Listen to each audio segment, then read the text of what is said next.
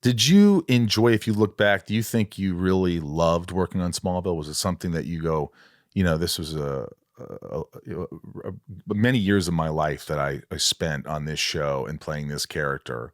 It's probably one of the most well-known characters you played, right? Yeah. I loved it. You loved it. And then, then 7, I was gone. And then 9 and 10, Yeah. they made him just a villain. The writers I was so excited that when they said an alternate universe, that they were going to come up with some great stuff, but they just played out and out stereotypical villains. So you didn't like that? No. Did you tell them? What are you going to say? Yeah. It was beyond them. There was no imagination in that alternate universe.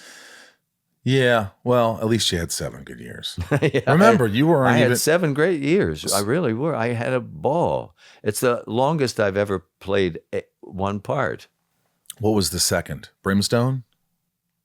Oh, they pulled the plug so fast on that show. Really? Yeah.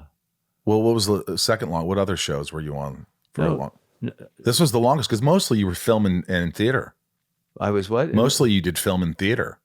So you didn't do a lot of like TV series where you were regular. Yeah. You played parts like you were in Law and Order, right? Yeah, and different parts. Done many parts. But I've never spent 7 years with the same character. Same character. So it was wonderful because they were writing good stuff until 9 and 10 came. Yeah, that's why I left in 7. When Alan Miles left and Kristen was leaving, John Schneider was already dead. I'd already killed you. I'm like, there's nothing left for me. There's nothing left for Lex to do here. He doesn't have this antagonist anymore. He doesn't have the antagonist of John Schneider's character, who always had a thing for Lex. It was just sort of, I need to move on. I need to move on. And you moved. And it was funny because I remember the president of the studio took me to dinner and said, "What will make you stay for another 3 years?" I said, "Nothing." And he was so insulted. He goes, "Look at Julianne Margulies." I go, "What about her?"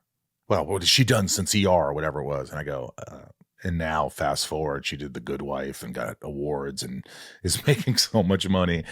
But he was just, using whatever tactic he could to get me to stay. And then I said, well, just make me an offer. And they offered me the same money. Not a dime more.